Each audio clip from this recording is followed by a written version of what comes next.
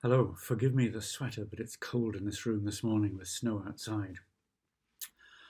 I want to share my reflections on Jesus being the boss and Paul dismissing idols and learning to ride a bike.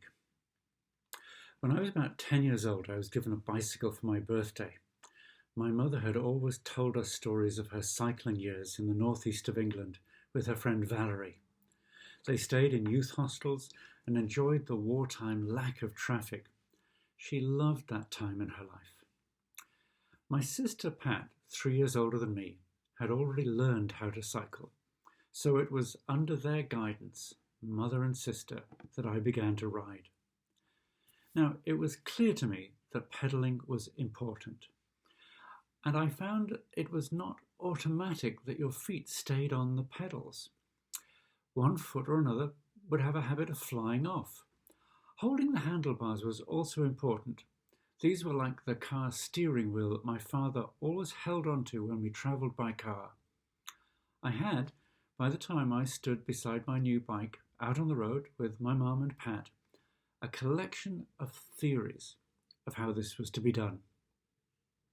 My first journey was about 2 feet long, and then I fell off. The road was flat and dead quiet, or it was a dead end, a cul-de-sac, as they say in English. The idea that you had to be moving before your feet came off the ground struck me as counterintuitive. So I had a couple more stationary crashes before I actually achieved forward movement.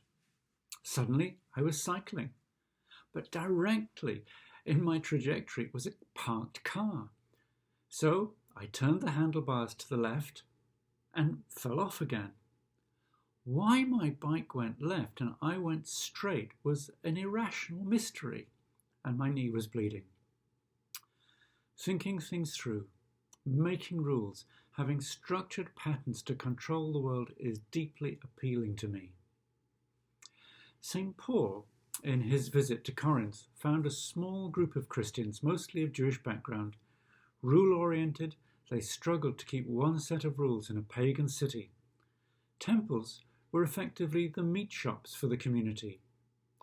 In at the front for sacrifice to Zeus, out at the back as leg of lamb or chops for the barbecue at $20 a pound.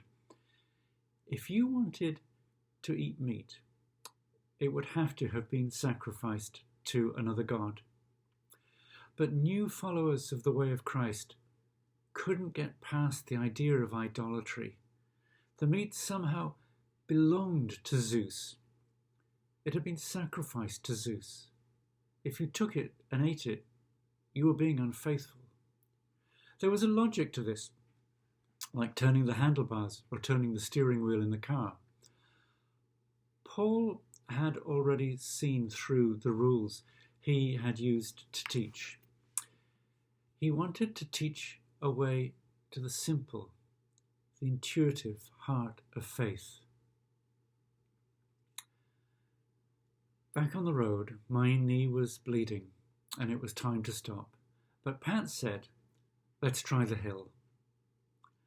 Our road came down a slight hill before curving to the left to become flat where we lived.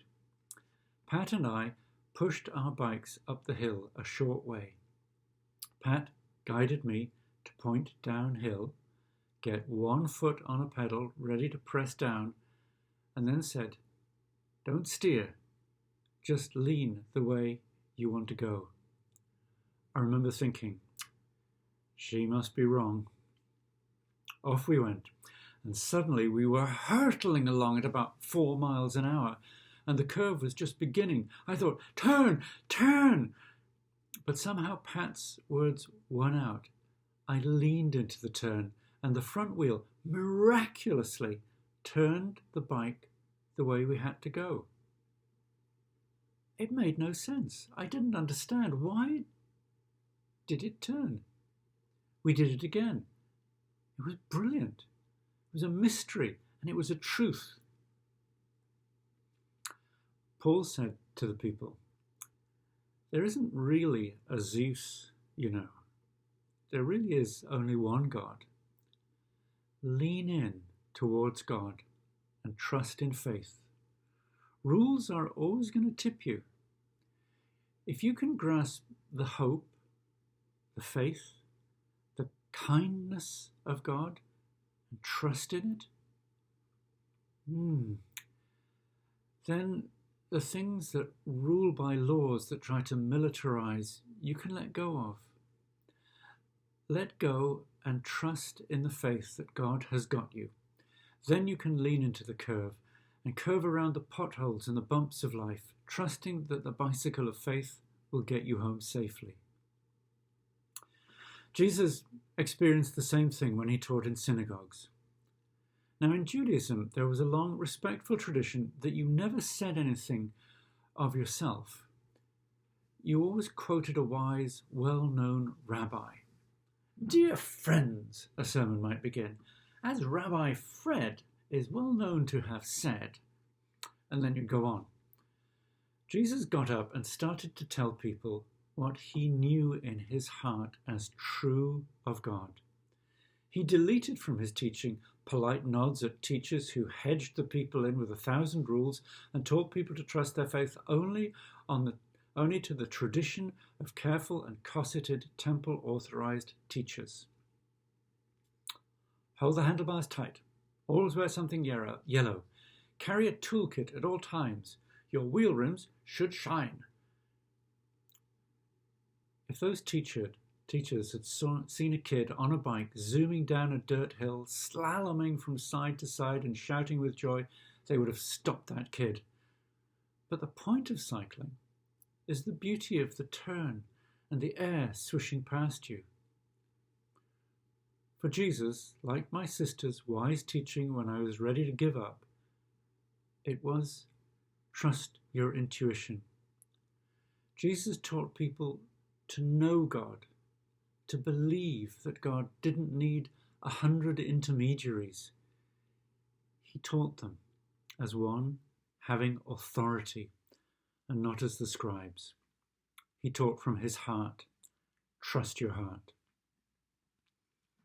I have delighted in cycling ever since and have never been without a bike from that day.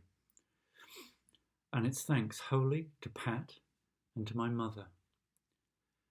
For you on a bike, it is the slope, the curve, the slog up the hill, and then the wind in your hair, the joy of the city sliding behind you, the breathlessness at the end, and that smile that will not quite go away as you walk in the door with a grateful backward glance at your bike resting quietly. At the heart of our faith is the God who travels with us, the one who heals our wounds and stays with us in suffering, the one who knows us not by deeds, good or bad, catalogued in some dusty book, but by the present moments of our lives. God weeps with us and dances with us. God loves us and calls us to standards of honesty, love, and faith that seem unattainable. And God says, lean into the curve. Don't be afraid. Joy, love, hope, faithfulness, kindness, letting others off our hooks.